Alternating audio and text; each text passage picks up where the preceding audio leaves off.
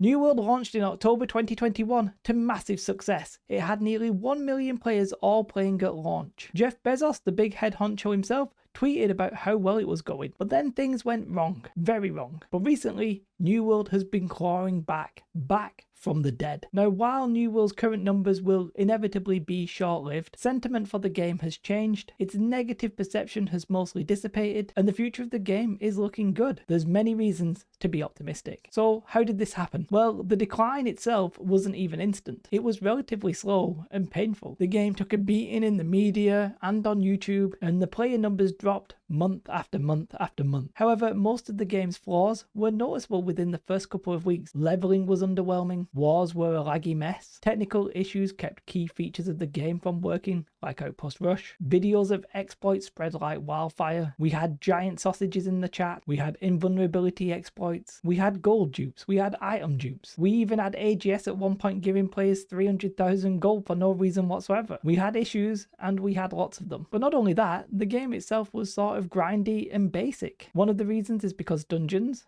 which are called expeditions in New World, well, you basically had to effectively pay gold just to get in them. And this led to the best way of progressing being chest runs. Grouping in a massive group, going to the elite areas, and taking all of the chests, day after day after day. So it was slow to get to max level, and then when you got there, well, you weren't really doing anything massively fun. And the numbers of the game, well, they disappeared. About 50% left after 1 month, and then after 3 months, the peak plays were about 90% less than at launch. Now, some of that is to be expected with MMOs. That's just typically the way things go. But with all of the issues that the game had, seeing 90% of the players basically leave, well, that made the game feel like it was going to die. But Amazon Game Studios did not see it that way. They fought back. Now, it's hard to pinpoint one moment where things changed, one thing that made the difference, because that's not how it happened. It took months. The player numbers dropped for about 9 months after launch. The game bottomed out with an average of 13,000 players playing in June of 2022. But that's not when Amazon's hard work started. It started straight away when the game launched. The first couple of months went into fixing things. The exploits, the big sausage in chat, the war lag, all of these needed to be solved. And fixing them did cause some other issues. Presumably because they were rushing to fix things,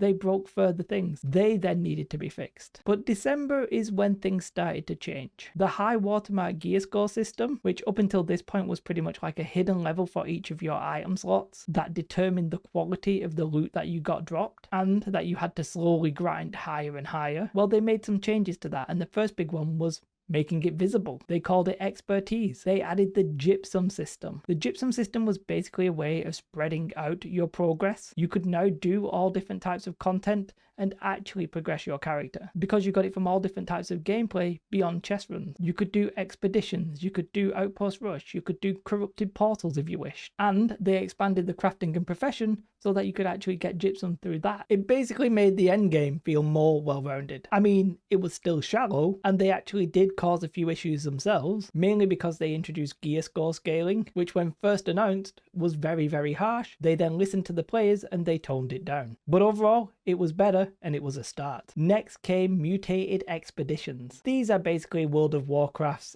mythic dungeons. Dungeons, but with a little twist to them that make them harder. The higher level you do, the better the reward, and so on. But again, even with this, there were some issues. At this point, they raised the gear score cap from 600 to 625, and players were a little bit unhappy because they felt it was too soon. Well, the casuals did. Obviously, the hardcore players were completely okay with that. However, Amazon basically later admitted that it was too soon to raise the gear score cap, and they called it a mistake. They also had it planned so that you could only upgrade items that were gear score 600 to 625. Anything less than that, well, you're out of luck. Casuals were very much up in arms about that, so they inevitably changed it to 590, but they listened. And the mutated expeditions once again expanded the endgame. You still had to pay to enter them, but things were feeling better. We then had the conclusion to Isabella's story, with a new expedition, Tempest Heart. But one problem with finishing the story was that it turned out most people hadn't followed the story because the story wasn't told very well. In the game, there'd been no cutscenes or anything like that, so your only real way of following the story was to read and listen to the characters when they spoke. However, there was nothing visual that told you. Tempest Heart changed that with an endgame cutscene. Next, we had PvP arenas and the PvP reward track, once again expanding the endgame. Now, there was obviously more than these changes that I've just mentioned. We had new weapons, we had seasonal events, and just lots and lots of little changes that all added up. But if you looked at the player numbers, well, the needle didn't move. Player numbers did not go up. They slowly trickled away. And then we came to around June 2022. And it was around this time that things started to change. And to me, it came in an unexpected way. The Summer Medley Fair patch. For whatever reason, this seems to be the tipping point. This patch added a seasonal event centered around fishing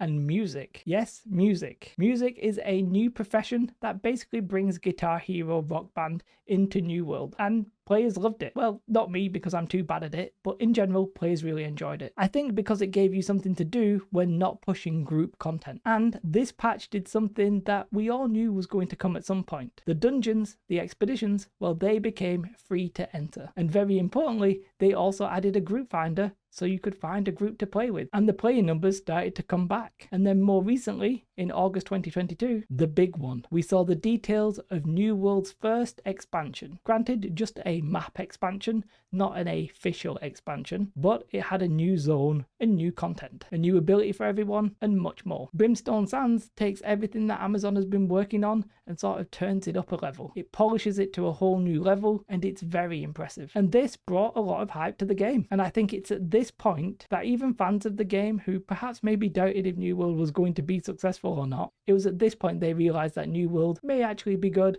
and might turn into something special. It felt like an MMO. I think a lot of the issues can be summarized by the fact that Amazon basically turned a survival PvP game into a theme park MMO when it was never really planned to be one from the start. Brimstone felt like it was the point that they succeeded. Now, I can't sit here and tell you that the game is perfect. It isn't. There's still some systems that I strongly dislike, but overall, the game is now much more fun and enjoyable to play. It might be that your specific gripe with the game isn't fixed, maybe it will never be fixed. Maybe you don't like combat and that's unlikely to have any significant changes. That's fine, that's understandable. Not every game has to be for everybody, but for some players, this is just the start. And the Brimstone hype led on to Fresh Start servers. These are basically new servers untainted from the past. No existing character can transfer to them, and well, the hype for it has been pretty wild. New World hit peak numbers that it hadn't seen in all of 2022. And yes, that's not going to last. It doesn't need to. New World is now somewhat a successful MMO, and I think the perception of the game has changed. The future truly does look bright, and I'm very excited to see what it brings. Now, I haven't mentioned every change that Amazon have made. Doing so would take me literally hours. They themselves have actually made a quick video where they list everything. I'll leave a link to that if you do want to check that out for some reason. But really, credit where credit is due. Amazon turned a dead game into a successful MMO, and they did it through persistent